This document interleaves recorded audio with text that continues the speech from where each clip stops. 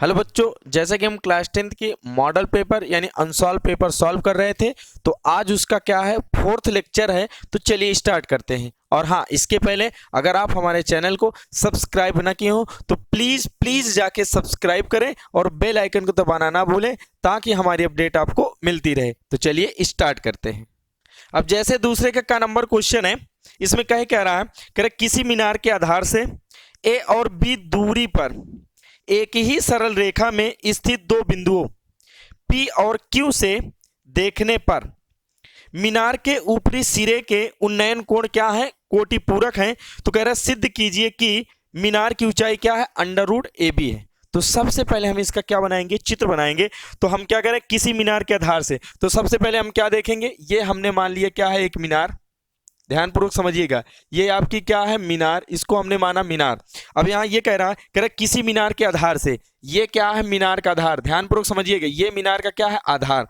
तो यहाँ कह रहा है किसी मीनार के आधार से ए और बी दूरी पर, यानी कह रहा है इस मीनार के आधार से इस बिंदु से ए दूरी पर, यानी यहां से यहां तक की दूरी क्या है, ए। तो कह रहा है मीनार के आधार से ए दूरी पर और मीनार के आधार से बी दूरी पर, यानी यहां से लेकर यहां तक की दूरी क्या है, बी। ध्यानपूर्वक समझिएगा, ये जो पॉइंट है इस मीनार के आधार से ए दूरी पर है, और ये जो पॉइंट है मीनार के, ये क्या है, मीनार का आधार, मीनार के आधार से कितनी दूरी पर है, बी दूरी पर। तो यहां से लेकर यहां तक की दूरी क्या है, बी, और यहां से लेकर यहां तक की दूरी क्या है, ए। तो ध्यानपूर्वक समझिए, कह किसी मीनार के आधार से ए और बी दूरी पर एक ही सरल रेखा में, यानी एक ही सरल रेखा में स्थित दो बिंदुओं, पहला बिंदु क्या है, ये क्या है, पी। कह रहा ए दूरी पर क्या है, पी, और इस मीनार के आधार से बी दूरी पर क्या है, क्यू। बी दूरी पर क्या है, क्यू। कह रहा से देखने पर, यानी इन दोनों बिंदुओं से देखने पर मीनार के ऊपरी सिरे, ये मीनार का क्या है, ऊपरी सिरा। तो इन दोनों बिंदुओं से देखने पर मीनार के ऊपरी सिरे, ये क्या, इस बिंदु से देखेंगे मीनार के ऊपरी सिरे को, और इस बिंदु से भी देखेंगे मीनार के ऊपरी सिरे को। तो कह रहे देखने पर मीनार के ऊपरी सिरे के उन्नयन कोण क्या है, कोटि पूरक है। अब सबसे पहले ये समझिए, कोटि पूरक का मतलब क्या होता है, जिन दो कोणों का योगफल क्या होता है, 90 डिग्री के बराबर होता है, उन्हें हम क्या कहते हैं, कोटि पूरक। देखो ध्यानपूर्वक समझिएगा, इस बिंदु से इस मीनार के ऊपरी शिखर को देखा तो ये क्या बना, ये एक उन्नयन कोण बना, और इस बिंदु से मीनार के ऊपरी सिरे को हमने देखा तो एक कोण ये बना। ये दोनों कोण क्या है, उन्नयन कोण। ध्यानपूर्वक समझिएगा, जब हम नीचे से ऊपर की ओर देखते हैं तो कौन सा कोण बनता है, उन्नयन कोण। तो एक उन्नयन कोण ये है, एक उन्नयन कोण ये है। अब उसमें क्वेश्चन में साफ साफ ये कहा गया, ये दोनों उन्नयन कोण आपस में क्या है, कोटि पूरक। कौन से कोण है, कोटि पूरक। और कोटि पूरक कोणों का मतलब दो कोणों का योगफल अगर 90 डिग्री के बराबर है तो वो दोनों आपस में क्या होंगे, कोटि पूरक। मतलब इन दोनों कोणों का योगफल क्या होगा, 90 डिग्री के बराबर होगा। सपोज करिए अगर ये थीटा होगा तो ये क्या होगा, 90 माइनस का थीटा। समझना, ये क्या होगा, 90 माइनस का थीटा। अगर हम इसको थीटा लेते हैं तो ये क्या हो जाएगा, 90 माइनस थीटा। अगर एक थीटा होगा तो दूसरा 90 माइनस थीटा, तभी तो दोनों क्या होंगे, कोटि पूरक कोण। तो ध्यानपूर्वक समझिए, इसको हमने थीटा माना तो क्या होगा, 90 माइनस थीटा, और ये क्या है, 90 डिग्री। अब ध्यानपूर्वक समझिए, हमने मान लिया, माना मीनार की ऊंचाई क्या है, h मीटर। कितने मीटर माना, ये जो आपकी मीनार है इसको हमने क्या मान लिया, h मीटर। तो ये दूसरे का नंबर जो क्वेश्चन है, तो देखेंगे यहां, देखें लिखेंगे माना, लिखेंगे माना मीनार की ऊंचाई, माना मीनार की ऊंचाई कितने मीटर है, h मीटर। तो ध्यानपूर्वक समझिएगा, यहां दो त्रिभुज बनेंगे, माना मीनार की ऊंचाई कितने मीटर, h मीटर। एक छोटा ये त्रिभुज बनेगा, यहां से देखते हैं ये वाला, ये कितने मीटर है, h मीटर। ये क्या है, मीनार। और ये वाला कोण कौन सा, 90 माइनस क्या है, थीटा। और ये कितने डिग्री, 90। आपको ये पता होगा 90 डिग्री के सामने वाली भुजा क्या होती, कर्ण। आपको ये पता होगा जो कोण लेते हैं उसके सामने वाली भुजा क्या होती, लंब। और ये क्या होती है, आधार। ये क्या, ये कोण लेंगे तो इसके सामने वाली भुजा लंब, ये क्या होगी, आधार। अब हम यहाँ क्या लेते हैं, tan थीटा। क्या लेंगे, tan, और ये कोण कौन सा, ये वाला कोण ले रहे हैं, तो क्या आएगा, tan 90 माइनस थीटा। और tan का मतलब क्या होता है, लाल बट्टे कक्का, यहां से क्या आएगा, लंब बटे आधार। tan का मतलब लंब बटे आधार, तो क्या आएगा, tan 90 माइनस थीटा। तो लंब क्या है, h, क्या है, h, और आधार कितना है, आधार हमको यहाँ से, आधार ध्यानपूर्वक समझिएगा, ये देखो ये यहाँ से यहाँ तक की डिस्टेंस क्या है ए, हम यही वाला लिए हैं, तो ये जो आपका आधार है इसकी डिस्टेंस कितनी है ए है, ध्यानपूर्वक समझिएगा, इसकी डिस्टेंस कितनी है ए, तो यहाँ से क्या होगा आधार, यहाँ से tan 90 minus theta equal to क्या आएगा h अपान ए। अब ये समझिए, आपको ये फार्मूला पता होगा कि tan 90 माइनस थीटा होता है कॉट थीटा, क्या होता है कॉट थीटा, तो यहाँ से tan 90 माइनस थीटा क्या लिखेंगे कॉट थीटा और इक्वल टू क्या आएगा h अपान ए, इसको हम समीकरण क्या डाल देंगे फर्स्ट। अब हम लेंगे बड़ा वाला त्रिभुज, बड़ा वाला त्रिभुज कौन सा, ये वाला, ध्यानपूर्वक समझिएगा, ये कोण कौन सा थीटा, ध्यानपूर्वक समझिएगा, पहले हम कौन सा कोण लिए थे ये वाला, अब कौन सा कोण ले रहे हैं ये वाला, तो बोलो यहाँ से लेकर यहाँ तक की डिस्टेंस क्या है b, यहाँ से लेकर यहाँ तक की डिस्टेंस क्या है ये b है, तो इसकी जो डिस्टेंस है ये क्या हो जाएगी b डिस्टेंस, और इसकी जो मीनार की ऊंचाई है क्या है h मीटर। अब हम ये वाला कोण लें तो जो कोण लेते हैं उसके सामने वाली भुजा क्या होती है लंब। अब ध्यानपूर्वक समझने की कोशिश करना, तो हम यहाँ से फिर से क्या लेंगे इधर, ये क्या लेंगे tan, क्या लेंगे tan थीटा, तो tan थीटा बराबर क्या होगा लंब बटे आधार, ये लंब है ये आधार, और ये 90 डिग्री के सामने वाली भुजा क्या होगी कर्ण, तो लंब बटे आधार, तो लंब कितना है ए h और आधार क्या है b, ये समीकरण क्या है सेकंड।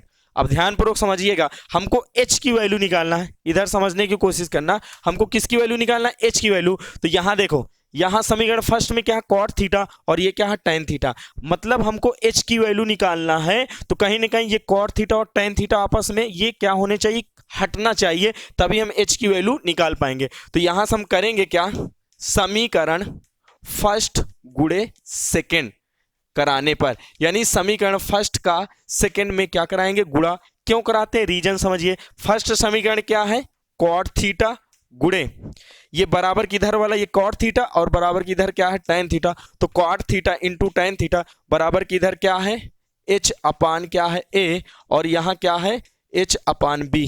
अब ध्यानपूर्वक समझिएगा, हम इन दोनों का मल्टीप्लाई क्यों कराएं, क्योंकि कॉट थीटा और tan थीटा आपस में क्या हो जाएंगे कट जाएंगे, इधर देखिए जिसे क्या है कॉट थीटा और इंटू क्या है tan थीटा है, कॉट थीटा की जगह हम क्या लिख सकते हैं 1 अपॉन tan थीटा, क्या लिख सकते हैं कॉट थीटा की जगह 1 अपॉन tan थीटा और इंटू क्या है tan थीटा लिखेंगे, tan थीटा से tan थीटा कट जाएगा तो क्या आएगा 1 आएगा, तो मतलब ये दोनों क्या हो जाएंगे cot theta into tan theta equal to क्या आएगा 1, मतलब ये दोनों आपस में क्या हो जाएंगे कट जाएंगे, तो cot theta into tan theta कट के क्या आएगा 1 आएगा, और ये h गुणे h क्या आएगा h स्क्वायर, और ये a into B A B, और इस ए बी को इधर लाएंगे तो क्या होगा ए बी बराबर क्या होगा एच स्क्वायर होगा, तो यहाँ से हम लिख सकते हैं एच स्क्वायर बराबर क्या आएगा ए बी। तो ध्यानपूर्वक समझिएगा, यहाँ से एच स्क्वायर बराबर क्या है ए बी, तो एच बराबर क्या आएगा, इधर स्क्वायर है स्क्वायर हटाएंगे तो क्या आएगा अंडर रूट क्या है ए बी आएगा, लेकिन क्या आएगा प्लस माइनस, क्या ले सकते हैं प्लस माइनस। अब ये जो h है ये क्या है मीनार की क्या है ऊंचाई, ये क्या है मीनार की ऊंचाई, और किसी भी चीज की जो डिस्टेंस होती है कभी भी माइनस में नहीं होती है, इसलिए हम इसको हमेशा किस में लेंगे और प्लस में लेंगे, और यही मीनार की क्या हो जाएगी ऊंचाई हो जाएगी। तो यहाँ से आप समझ सकते हैं ये क्या कर दिया हमने सिद्ध कर दिया। तो अतः यहाँ से लिखेंगे अतः मीनार की ऊंचाई, अतः मीनार की जो ऊंचाई आ गई h बराबर क्या आ गई अंडर रूट ए बी। तो आप यहां से समझ सकते हैं। अब जैसे ख नंबर क्वेश्चन है, इसमें कह रहा है 4 सेंटीमीटर त्रिज्या के एक वृत्त पर ऐसी दो स्पर्श रेखाएं खींचिए, कह रहा जो परस्पर 60 अंश के कोण पर झुकी हो। तो ये क्या है एक रचना है, तो चलिए देखते हैं। जैसे यहाँ ख नंबर क्वेश्चन है तो यहां से हम देखेंगे कह रहा 4 सेंटीमीटर त्रिज्या के, तो सबसे पहले यहां क्या लिखेंगे पॉइंट लिखेंगे। सबसे पहले आपको करना क्या है 4 सेंटीमीटर त्रिज्या का क्या खींचना है एक वृत्त। तो देखो फर्स्ट नंबर हमको लिखना क्या है, इसको लिखिएगा। सबसे पहले आप लिखेंगे कि 4 सेंटीमीटर त्रिज्या का हम क्या खींचेंगे वृत्त। तो यहां देखते हैं ये क्या एक हमने क्या खींच लिया सर्कल, और ये सर्कल का क्या है केंद्र, और इसकी त्रिज्या कितनी है 4। तो सबसे पहले हम करेंगे क्या 4 सेंटीमीटर त्रिज्या का क्या खींचेंगे वृत्त खींचेंगे। और इसमें यह कहा गया है कि इस वृत्त पर 4 सेंटीमीटर त्रिज्या के वृत्त पर हमको ऐसी दो स्पर्श रेखाएं खींचना है जो परस्पर 60 अंश के कोण पर क्या हो, झुकी हो। तो ये यहां समझिए ये क्या है इसका केंद्र, और इसको हम क्या मान लेते हैं, ओ। अब ध्यानपूर्वक समझिए ये क्या है इसकी त्रिज्या, और इसकी त्रिज्या कितने सेंटीमीटर, 4 सेंटीमीटर। अगर हम इस पर क्या खींचेंगे, स्पर्श रेखा खींचेंगे, तो ध्यानपूर्वक समझिए आपको एक थ्योरम पता होगी, ये चीज पता होगी कि जो स्पर्श रेखा होती है वो त्रिज्या पर क्या होती है, लंब होती है, या इस तरह भी कह सकते हैं जो त्रिज्या होती है स्पर्श रेखा पर क्या होती है, लंब। अगर हम इसमें ध्यानपूर्वक समझिएगा, अगर हम इसमें क्या खींचे, इसमें यानी स्पर्श रेखा खींचेंगे तो ये क्या होगी, इसके लंबवत होगी कि नहीं। तो हम इसको नाम देते हैं ए नाम दे दें। अब ध्यानपूर्वक समझिएगा, अब जो है हम यहां ये करेंगे, हम एक रेखा इस पर ऐसी खींचेंगे जो ओ ए पर क्या हो, लंब। तो यहां हम 90 डिग्री कोण बनाती हुई एक रेखा खींचेंगे, तो यहां 90 डिग्री कोण कैसे बनेगा, यहां प्रकार की नोक रख के हम क्या करेंगे, ऐसे जो है ऐसे चाप लगाएंगे, फिर यहां ये फर्स्ट टिक लगाएंगे और फिर ये सेकेंड टिक लगाएंगे, और फिर कहीं ना कहीं जाके यहां जो है ये 90 डिग्री पर काटेगा, तो यहां 90 डिग्री बनाती हुई एक रेखा हम खींच देंगे, यानी OA पर हमने क्या डाल दिया, लंब। 90 डिग्री बनाती हुई रेखा खींचेंगे। फिर अब देखो ये क्या हो गई, स्पर्श रेखा, और ये स्पर्श रेखा ये OA पर त्रिज्या पर क्या होगी, लंब। अब ध्यानपूर्वक समझिए, ये जैसे एक और इधर खींच दे तो ये दोनों परस्पर कितने डिग्री पर झुकी होनी चाहिए, 60 डिग्री पर झुकी होनी चाहिए। तो ध्यानपूर्वक समझिए, देखो अगर ये वाली स्पर्श रेखा अगर हम खींचेंगे और इसमें अगर त्रिज्या खींचेंगे तो ये भी 90 डिग्री, तो ये 90 डिग्री, ये 90 डिग्री और ये 60 डिग्री, तो कहीं ना कहीं केंद्र पर कितने डिग्री कोण बनना चाहिए, 120। तो हमको करना क्या है, केंद्र पर सबसे पहले हमको 120 डिग्री कोण बनाए। तो यहां प्रकार की नोक रख के ऐसे हम चाप लगाएंगे, फिर यहां प्रकार की नोक रख के फर्स्ट टिक 60 डिग्री, फिर सेकेंड टिक हम मारेंगे तो 120 डिग्री, और 120 डिग्री के कोण पर बनाते हुए हम क्या खींचेंगे, ऐसे एक लाइन खींचेंगे, और इसको हम क्या नाम देते हैं, बी दे दिए। ये कितने डिग्री कोण बन गया, 120 डिग्री का कोण बन गया। कितने डिग्री कोण बन गया, 120 डिग्री कोण बन गया। अब इस OB पर हम क्या डालेंगे, लंब डालेंगे, और वो जो लंब होगा वही क्या होगी, स्पर्श रेखा। तो हम इस पर लंबवत खींचेंगे एक रेखा, यानी लंब डालेंगे। तो यहाँ लंब कैसे डालेंगे, यहाँ प्रकार की नोक रख के ऐसे टिक लगाएंगे, ये फर्स्ट टिक, ये सेकेंड टिक, ये 60 और 120 का आधा क्या होगा, 90 होगा, ऐसे और ऐसे बनाती हुई एक हम रेखा ऐसे खींच देंगे, एग्जैक्ट नहीं, यहाँ ये क्या है, ऐसे बनाती हुई रेखा हम यहाँ खींच देंगे। तो यहाँ कितने डिग्री का कोण बनेगा, 90, और यहाँ भी 90 डिग्री, और यहाँ ये दोनों लाइनें आपस में कितने डिग्री पर झुक जाएंगी, यानी ये दोनों स्पर्श रेखाएं हो गई, और ये दोनों, और इसको हम नाम क्या नाम दे दें, C नाम दे दें। तो ये दोनों क्या हो जाएंगी, इस प्रकार क्या हो जाएंगी, दोनों स्पर्श रेखाएं हो जाएंगी जो परस्पर 60 डिग्री के कोण पर क्या है, झुकी हैं। तो सबसे पहले हम यहाँ रचना कैसे करेंगे, यहाँ रचना अगर हम लिखेंगे, रचना के पद आपको लिखना है, कैसे लिखेंगे, सर्वप्रथम हम करेंगे क्या, हम ऐसे लिखेंगे कि सर्वप्रथम हमने 4 सेंटीमीटर त्रिज्या का क्या खींचा, एक वृत्त खींचा, फिर एक वृत्त खींचा, फिर क्या है, OA हमने त्रिज्या लिया, फिर OA पर हमने क्या डाला, एक लंब डाला। OA पर हमने क्या डाला, ये जो OA त्रिज्या है, इस OA पर हमने क्या डाला, ये लंब डाल दिया। लंब डालने के बाद फिर हम क्या करेंगे, केंद्र पर फिर लिखेंगे, केंद्र पर 120 डिग्री का कोण बनाया।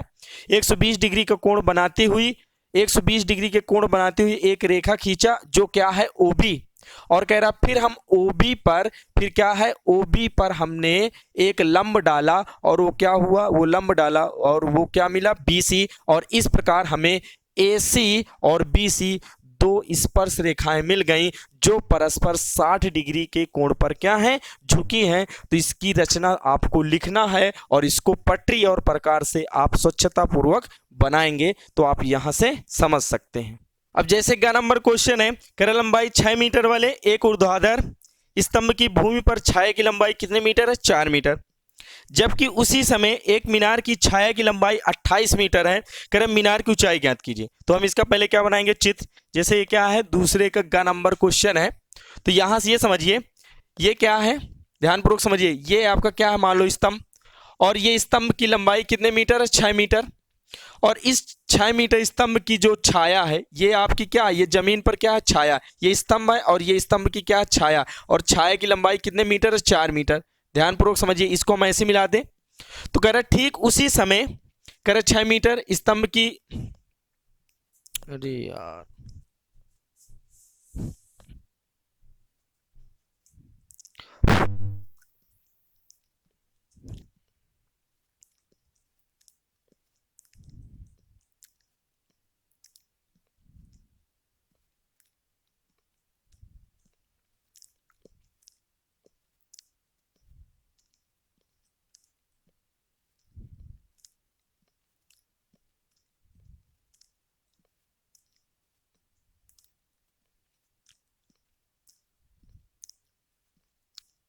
अब जैसे क्या नंबर क्वेश्चन है, कह रहा लंबाई 6 मीटर वाले एक ऊर्ध्वाधर स्तंभ की भूमि पर छाया की लंबाई कितने मीटर है? 4 मीटर है। जबकि उसी समय एक मीनार की छाया की लंबाई 28 मीटर है। मीनार की ऊंचाई ज्ञात कीजिए। तो हम सबसे पहले यहाँ देखते हैं, चित्र बनाएंगे। यहाँ क्या है, ये मान लो क्या है आपका, एक क्या है स्तंभ, और इस स्तंभ की लंबाई यानी ऊंचाई कितनी है? 6 मीटर। और इस स्तंभ की ये जो छाया है, छाया कितने मीटर है? 4 मीटर। इसको हम ऐसे क्या कर दें, मिला दें। फिर कह रहा है ठीक उसी समय एक क्या है, मीनार है। ध्यानपूर्वक समझिए, ये क्या है, एक मीनार है। और उस मीनार की ठीक उसी समय एक मीनार है, और उस मीनार की जो छाया, ये आपकी क्या है, मीनार है, और ये क्या है, मीनार की छाया है। और इसकी जो लंबाई है कितने मीटर है? 28 मीटर है। तो मीनार की हमको क्या निकालना? ऊंचाई। तो हमने मान लिया कि मीनार की ऊंचाई कितने मीटर है? h मीटर मान लिया, कोई दिक्कत। और ये ये कितने डिग्री? 90 डिग्री। और ये भी क्या है? 90 डिग्री। अब देखो ध्यानपूर्वक समझिए, ठीक उसी समय कहा गया है, तो यहाँ क्या होगा, सूर्य के द्वारा इनका क्या बन रहा? उन्नयन कोण। तो ठीक उसी समय कहा गया है, इसलिए इनका जो है ये वाला कोण, यानी इस बिंदु से सूर्य का उन्नयन कोण और इस बिंदु से सूर्य का उन्नयन कोण क्या होगा? सेम होगा। तो यहाँ से हम यहाँ लिखेंगे क्या, यहाँ लिख लेते हैं माना, लिखेंगे माना मीनार की ऊंचाई, माना मीनार की ऊंचाई बराबर क्या लिखेंगे? h metre. लिख लिया। अब ध्यानपूर्वक समझिए, इन दोनों त्रिभुजों में ये कितने डिग्री कोण? 90 डिग्री। ये कितने डिग्री कोण? 90 डिग्री। ये वाला कोण और ये वाला कोण आपस में क्या है? सेम होंगे, क्योंकि ठीक उसी समय की बात किया गया है। तो सूर्य से इन दोनों का उन्नयन कोण क्या होगा? सेम होगा, यानी इक्वल होगा। तो ये दोनों कोण आपस में बराबर होंगे, और ये दोनों क्या है? 90 डिग्री के बराबर। तो ध्यानपूर्वक समझिए, ये कोण इसके बराबर, ये कोण इसके बराबर। अब ये दो त्रिभुज हैं, क्या है? दो त्रिभुज। किन्हीं भी दो त्रिभुजों के अगर दो कोण आपस में बराबर हो जाए तो दोनों त्रिभुज क्या होते हैं? समरूप माने जाते हैं। यहां नाम भी दे सकते हो, यहां नाम दे दो P Q R, और इसको नाम दे दो, ये क्या है? A, और ये क्या है? B, ये क्या है? C। तो इन दोनों त्रिभुजों के दो कोण आपस में क्या हो गए? इक्वल हो गए, इसलिए ये दोनों त्रिभुज क्या होंगे? समरूप होंगे। तो यहां से लिख सकते हैं, यहां से लिखेंगे त्रिभुज, यहां लिखेंगे त्रिभुज पी क्यू आर समरूप, क्या लिखेंगे? त्रिभुज पी क्यू आर। और त्रिभुज किसके समरूप होगा? ए बी सी के। यहां लिखेंगे त्रिभुज, क्या लिखेंगे? त्रिभुज ए बी सी के क्या है? समरूप।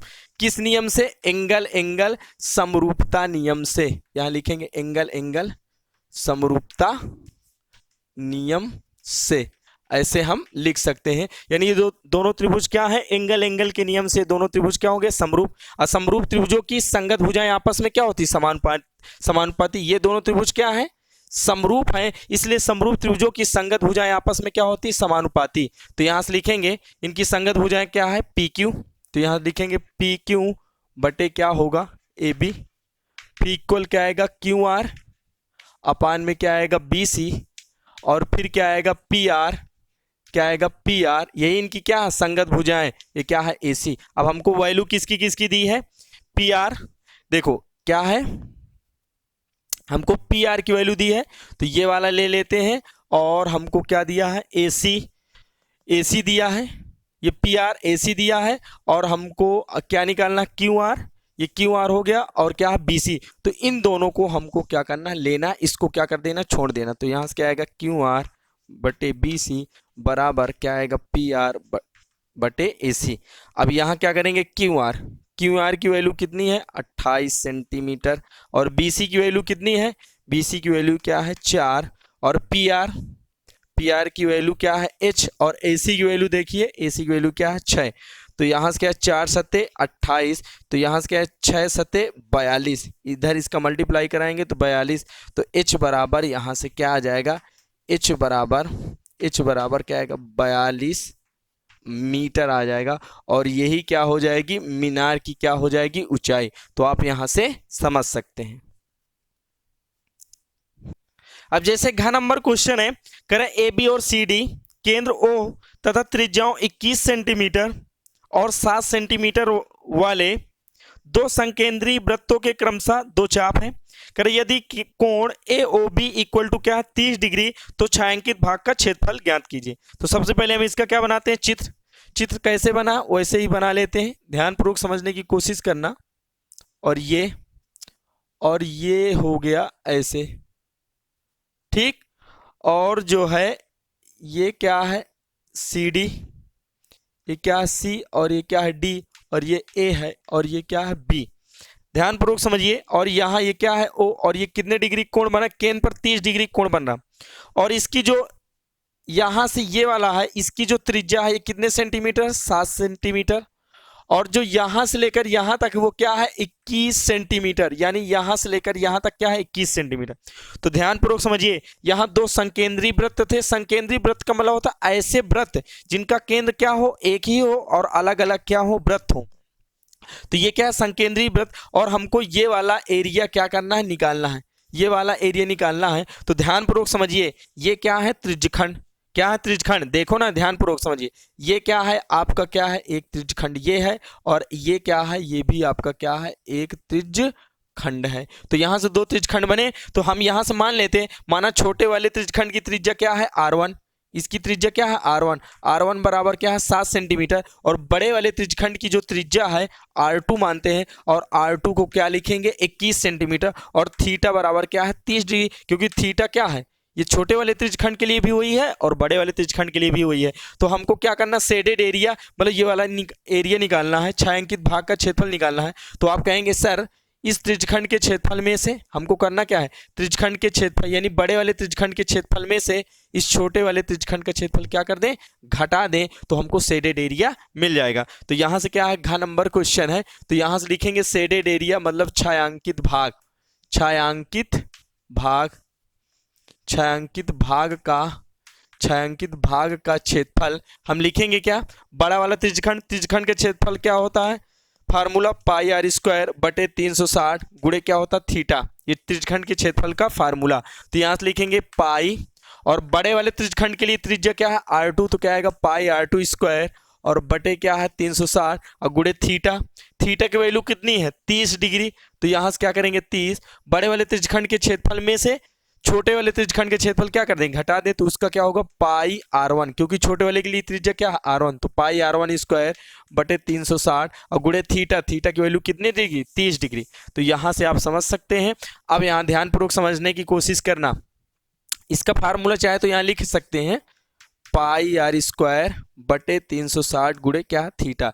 ये किसका एरिया है, त्रिज्यखंड के क्षेत्रफल का फार्मूला, त्रिज्यखंड के क्षेत्रफल के निकालने का क्या फार्मूला। अब ध्यानपूर्वक समझिए, पाई बटे 360 गुणे 30, अब पाई बटे 360 गुणे 30 सेम है, तो यहां से हम कॉमन ले सकते हैं, पाई बटे 360 गुणे क्या है 30 हमने कॉमन लिया, तो यहां से बचेगा क्या R2 स्क्वायर माइनस का R1 स्क्वायर बचा। अब यहाँ पाई की वैल्यू रख दो 22 बट्टे 7, वो 7 नीचे आएगा तो 7 गुणे क्या होगा 360 हो जाएगा, और ये इंटू क्या है 30 है, और R2 की वैल्यू रखो कितना है 21 स्क्वायर माइनस R1 की वैल्यू क्या रखेंगे 7 स्क्वायर। तो यहाँ से क्या आएगा 12 तिहाई क्या आएगा 36, तो ये क्या हो गया 12।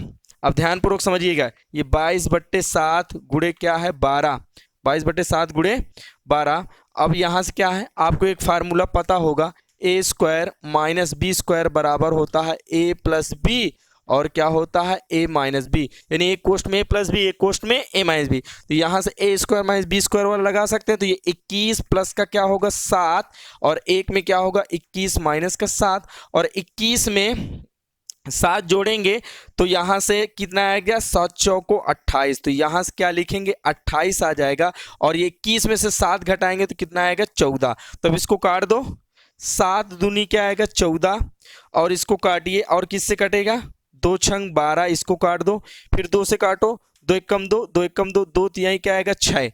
तो यहाँ से बचा कितना हमारे पास, यहाँ से ये देखिए हमारे पास बचा क्या 11 गुणे क्या है 28, और अपान में क्या है 3। अब इसका मल्टीप्लाई इधर कराते हैं, तो देखो 11 से गुणा कराने का तरीका हमने बताया था ये 8 और 2 यानी 28 में गुणा कराएंगे तो यहाँ से 8 इधर लिखते हैं और 2 इधर लिखते हैं और इन दोनों को जोड़ के बीच में लिखो 8 2 10। क्या लिखेंगे 8 2 10, लेकिन 10 के जीरो हासिल आए 1 और 1 को इसमें जोड़ेंगे तो क्या आएगा 3, तो क्या आएगा 308 और बटे क्या आएगा 3 और ये क्या हो जाएगा सेंटीमीटर स्क्वायर। ये क्या है इस शेडेड, इसका क्या है शेडेड एरिया। तो यहां से आप समझ सकते हैं यही इसका क्या होगा आंसर। अब ये आंसर पर डिपेंड करता, हो सकता है ये क्या है डेसिमल में आए, यानी 3 का भाग करके अगर इसमें करेंगे तो ये कैसी वैल्यू आएगी दशमलव में आएगी। तो आंसर पर डिपेंड करता है, यहीं यहां तक लगा दीजिए, कोई प्रॉब्लम नहीं आपको, तो आप यहां से समझ सकते हैं।